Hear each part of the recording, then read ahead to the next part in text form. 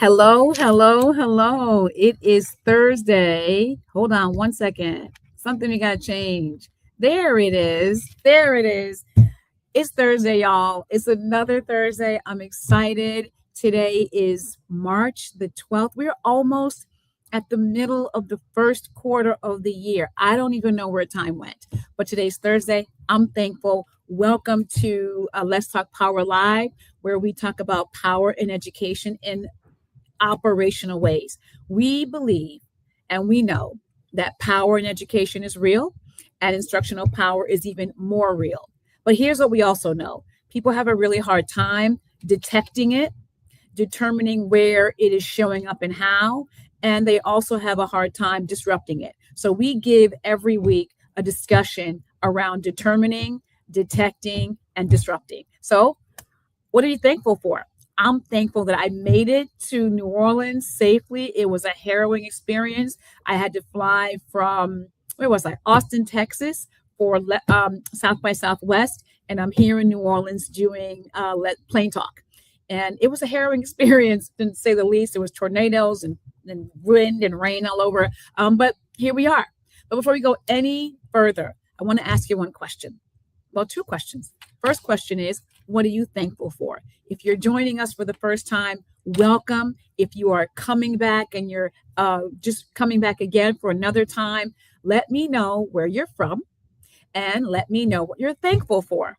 And the next thing is, if you are a subscriber, thank you so much for being a subscriber. If you are deciding to subscribe, we're going to invite you to take a moment. Please hit that subscribe button, hit the like button, share this with somebody, and leave us a comment.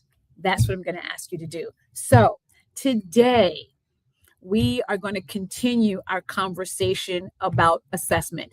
Assessment season is underway. It may not have started where you are, but it has started someplace. And when we say assessment season, we mean the entire time where we're looking at summatives or we're moving towards end of the year assessments at the course and grade level. And this week, I wanted to bring to our Let's Talk Power Live stage family space a woman who is dedicated to understanding how to build structures for learning.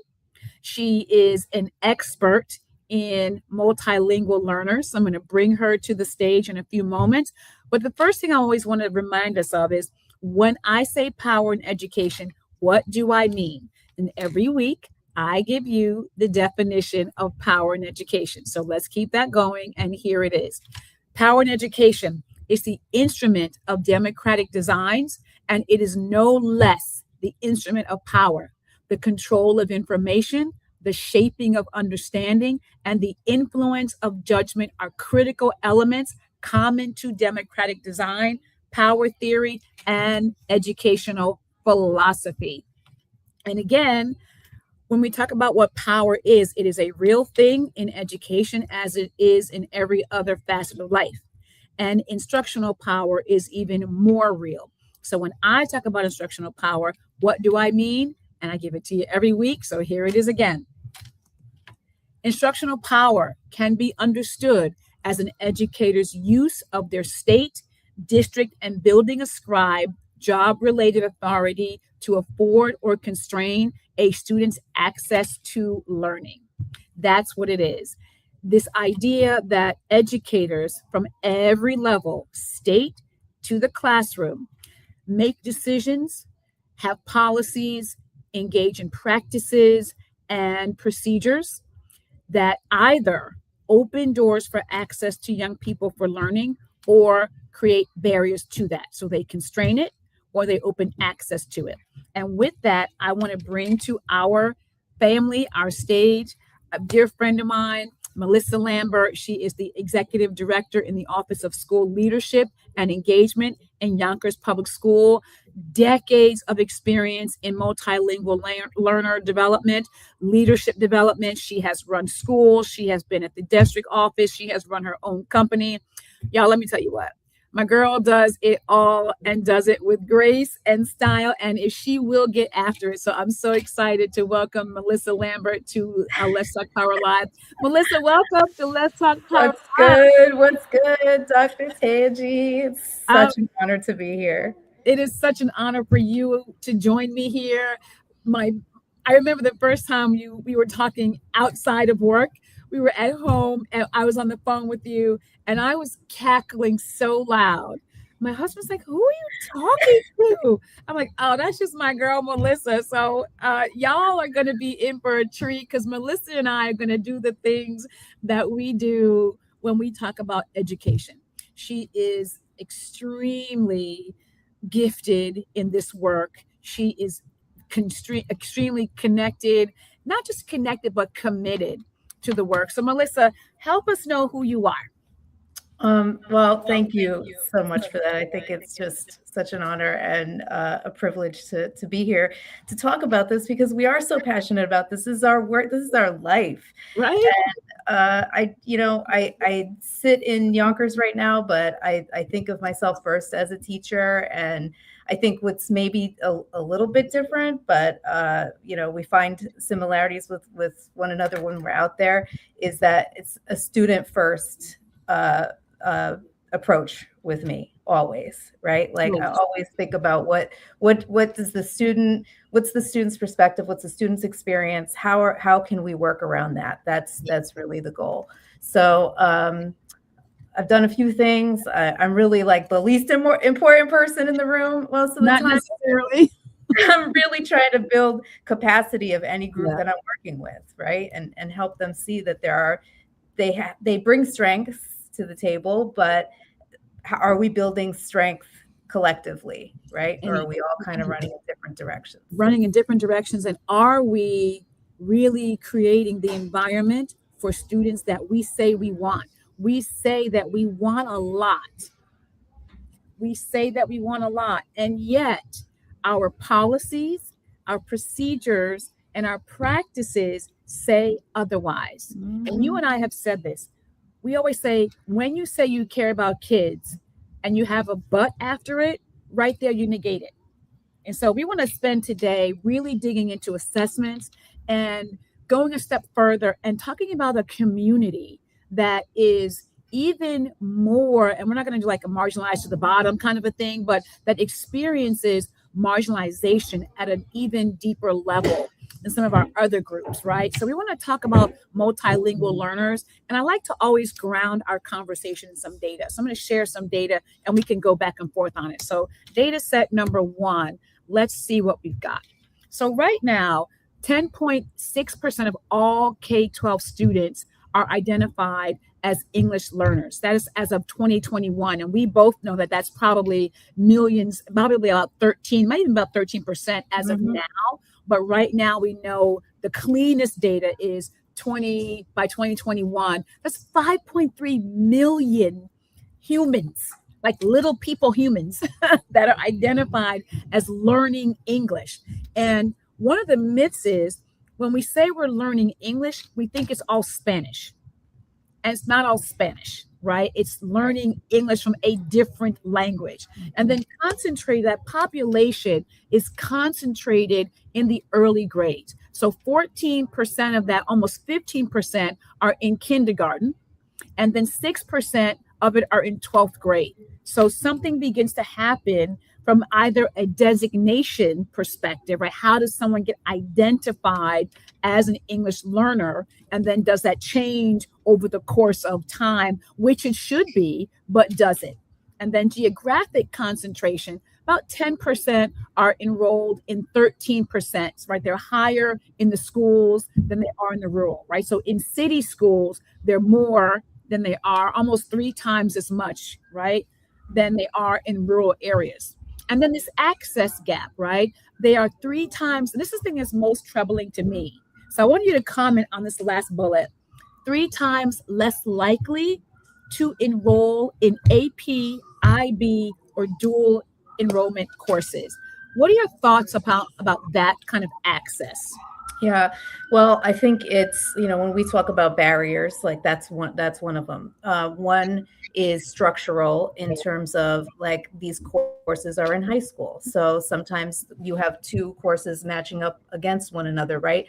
You might be getting pulled out for a standalone ELD or ENL class, and that's during that pathway time for IB or AP, right? So Mhm. like you have to think as an instructional leader, what's the experience of my students? How am I really truly offering multiple ways for students to access these higher components? I want to say this, two things I want to say about the data because it resonates with me. One, English learner is a temporary status, right? We Should need to be. be, Should yeah, be. we need to be thinking about this as how are we building language and content simultaneously in all classrooms all day. It is not the responsibility of the multilingual learner expert, EL expert, ESL, whatever you acronym you want to use. It is everybody's work to do that. And by doing that, the second component that really stands out to me is thinking about the data that we have been collecting over the last 10 years shows that when done well, when students do exit EL status, they are outperforming their monolingual peers in many ways by like 30% or more. Wait, So wait. Time out. They're doing what? they're outperforming their monolingual peers. Okay. So you and I had the opportunity to attend a conference where they were talking specifically about the opportunities given or not given to multilingual learners, and this data point came up.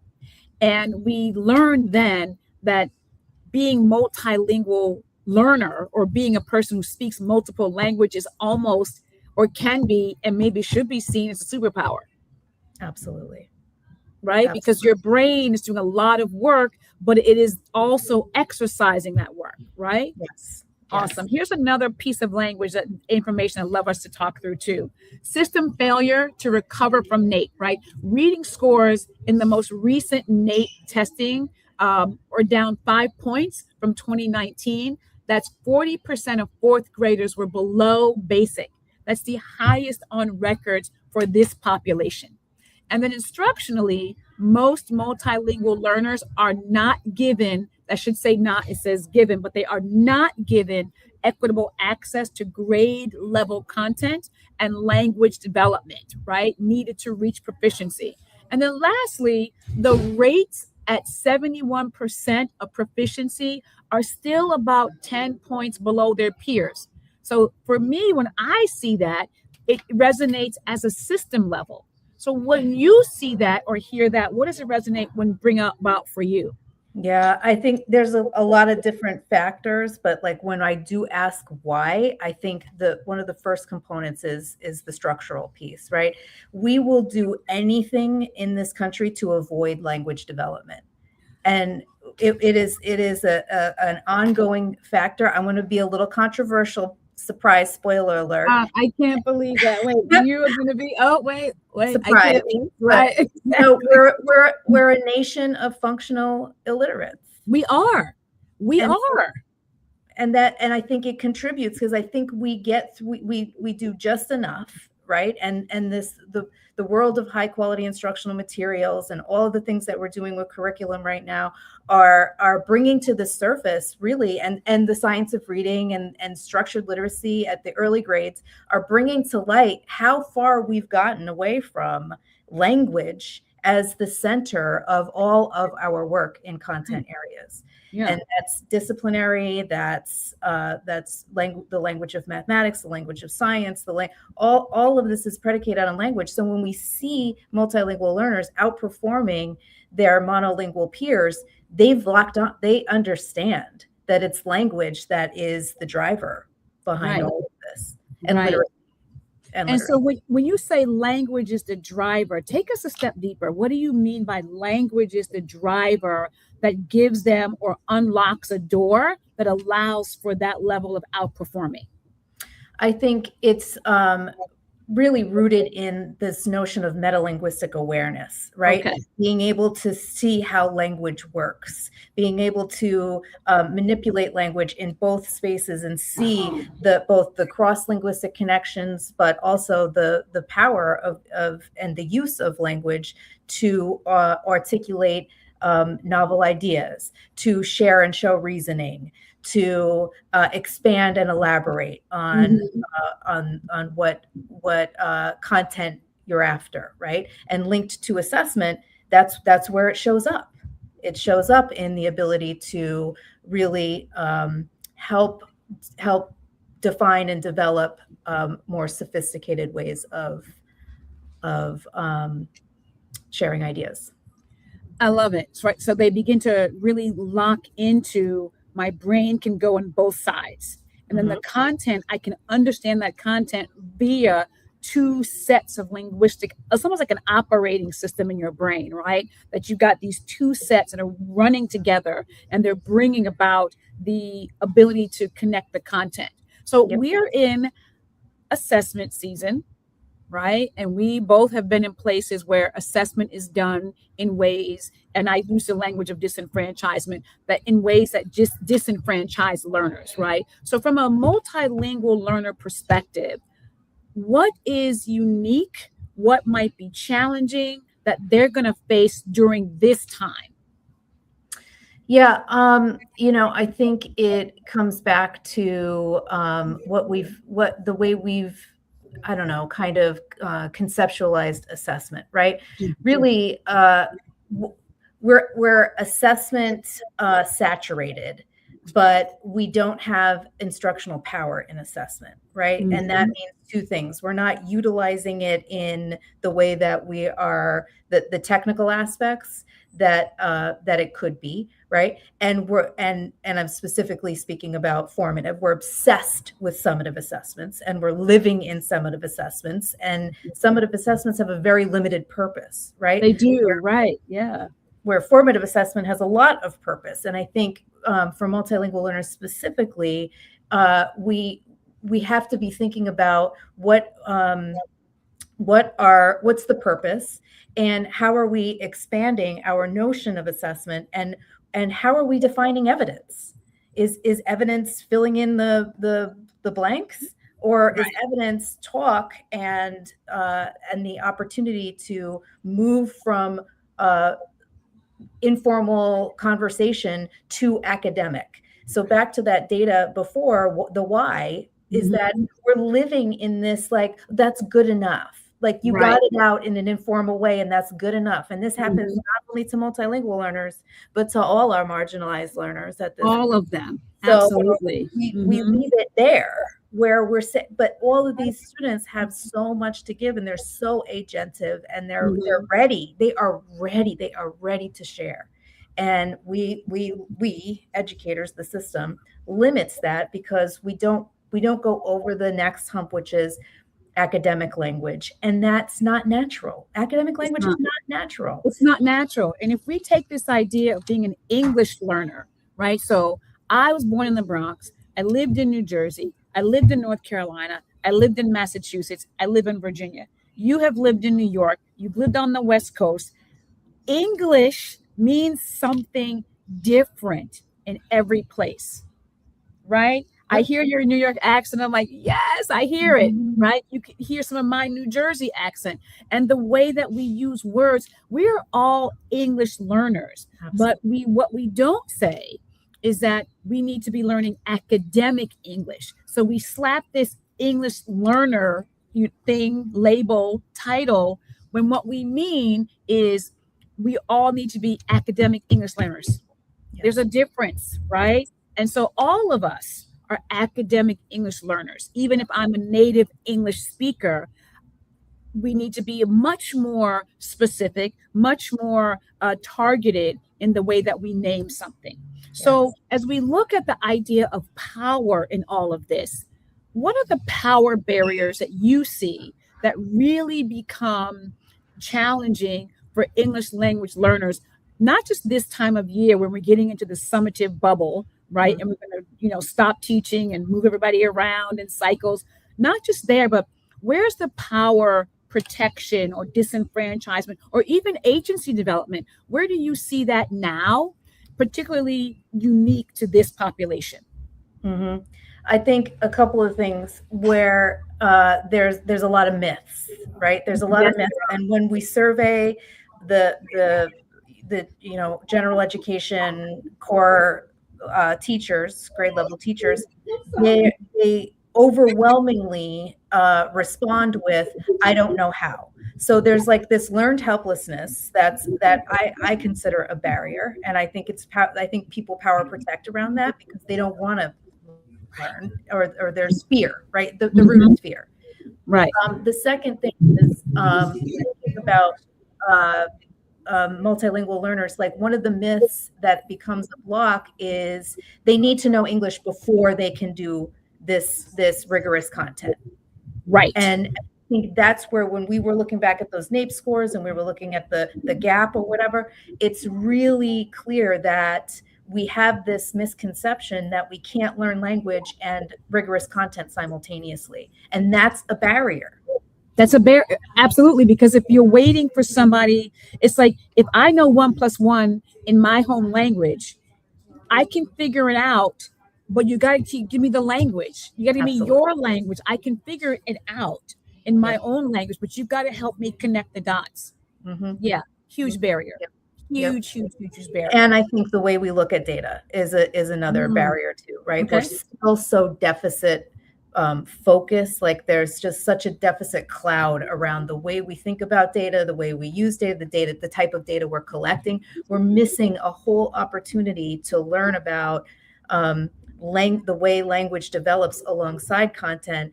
Like, for example, we do really well is look at a scope and sequence and all of the markers for content. We don't do that well for language. Right. We have attempted that with standards or the 2020 framework and the proficiency level descriptors. That helps to get there, but you need deep practice, and you need that kind of internalization along the way where you can see examples and you can look at student work and say, that kid's got content, they just need the language. Right. Or that kid needs books, right? So we need to think about assessment more about the authentic and less about living in these scores. But I will say this, we have developed ways here in New York to look at the scores. When we break down reading, listening, reading, speaking, and writing, and we look at their scaled scores individually in those modalities or domains. But we also look at points to proficiency, right? And we think about, okay, let's group. Now look at this. Some kids are within 20 points of proficiency. So how are we thinking about the data in terms of what are their strengths? When we analyze the data, and this happens across WIDA states as well, huge strengths in reading, in speaking, and the need is in writing. So once we do that, I get more of the core general education teachers going like, oh, I could do this. And then we can get into the more sophisticated, nuanced components that they need to focus on the daily. On a daily basis. You named something really interesting. Giving teachers access to some very specific tools or information sets that then unlocks their own fear, right? Because you and I have talked about this. Adult fear results in power protection, right? We protect two things, self and systems, right? And so if we are leaning into fear, then we're going to reduce the threat or perceived threat by protecting whatever we think is harming us, because that's how the brain's going to work. And that's something to really think about. And you named WIDA. So somebody out there doesn't know what WIDA is. So what is WIDA? WIDA is both a framework and of language development standards, right? That helps to drive the connection to content standards and that knowledge building component. And there is an assessment aligned with that, right? Because we know nationally in the United States, as part of our regulations per state, every English learner has an entrance, you mentioned, the home language survey, then the initial assessment to understand where they are in their language learning. Then they have an annual assessment alongside their content assessment, right? So what, like, this underlying thing keeps coming up for me, which is like assessment fatigue, right? Like we're also like so obsessed with assessment that it's like we're all always missing the mark with the true opportunity and purpose of it. That's right. You know, we are, and one of the things that we say here is that we're data rich, but we're information poor because we have so much of it. We don't even know what to do with it, right? We just keep it all. And a lot of times when you get summative assessment, it's too late to do anything with it. As to formative, in the moment, you can begin at least to have a strategy to move past and forward through it, which is really, really important. So as we think through our time, I want to share some of our power framework ideas with you and get your reaction to them. As we apply this to, let's talk power for MLs, right? Their power and their position, we really want people thinking about where they are in the system. And while the adults have the authority, how can some of that authority be shared across with the students? And this idea of ownership, right? It refers to the degree to which people feel responsible for or connected and empowered to the work they're doing. How can that idea of ownership then be given to our students who are learning the academic English when they don't speak English, right? So it's both of those. It's I don't speak English and I'm learning school sanctioned forms of speech and writing and communication. And then my work. What is my work? The tasks, the thinking, the responsibilities are distributed. They are distributed, but I almost think that they're not distributed. They're just given and assigned. That's not distribution. It's you take it because I gave it to you, as opposed to building that O in the beginning of that. And then what's the environment created, and how do we help educators at every level think more critically about the relationships so that those outcomes from NAEP stop being a self-fulfilling prophecy and something that we navel gaze about? You know? Yep. I think about that all the time. And then all the time. Every week we're going to give power moves. So every week we give power moves. So here are some power moves, and let me know what you think about that. So the power move number 1, make the data transparent. Students need to understand the criteria and the purpose. That way it stops being mysterious and starts being developmental. Does this work for multilingual learners? Oh, absolutely. This is where that crossover begins, right? So that's where the what you're describing here is this asset-based approach, right? I've actually heard teachers say, well, they don't have language. Excuse me? They have language. They are coming with a fully mapped language system. It's our job to help ramp onto what's there and how we can build on that. Yeah. Power move number 2, share interpretive authority. Students need to reflect before adults begin to label them. Educators need to collect quantitative and qualitative insights to achieve balance. And leaders should ask assessments like, how do they feel? These are the questions. Our title for this week was the assessment questions adults are not asking. These are the questions that they're not asking, right? What's the qualitative piece? How are they feeling? And for a person who doesn't know the English, forget the academic, this feeling is even more important in my mind. What are your thoughts on that? 100%. I mean, if we're not valuing what the students are bringing to the table, why are we even in this work?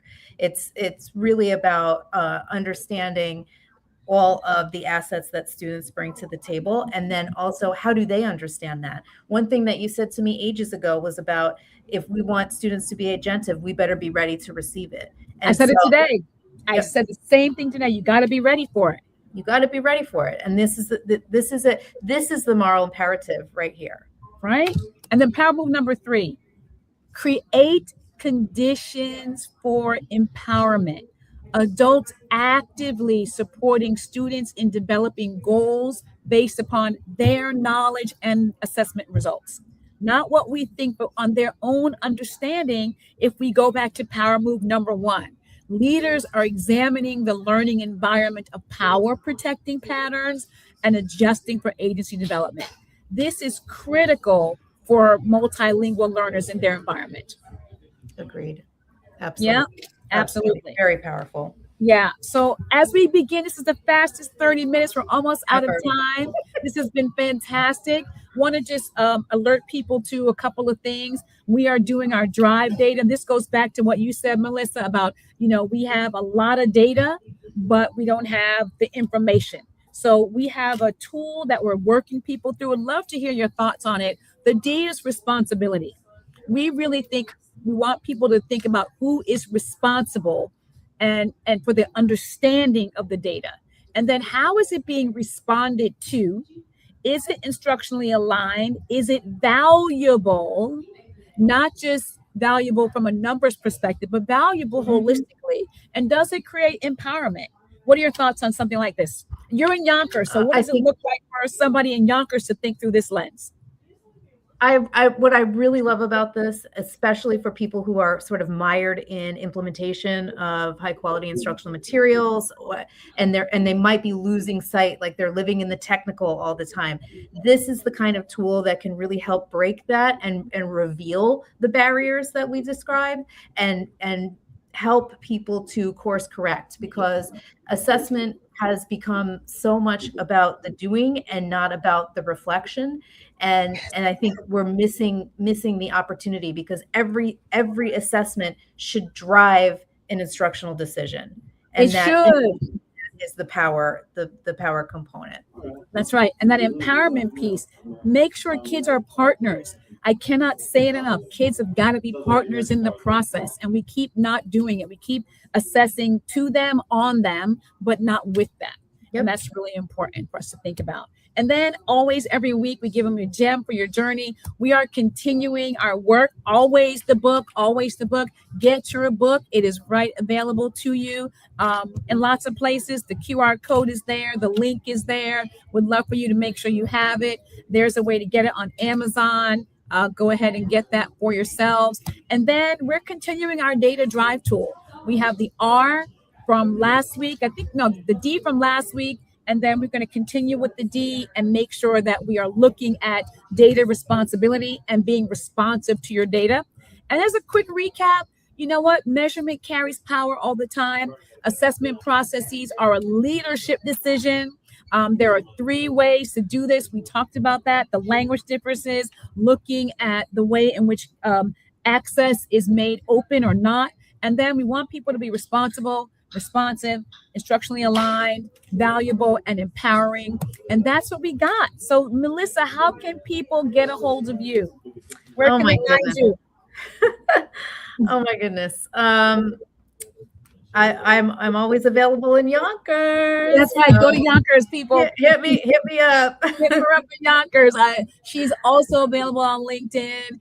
And even if you just have a question about what are you doing, it's true. Anytime. I'm very accessible. Very accessible. Will answer any question. I've told her, Melissa, you're helping too much, my friend.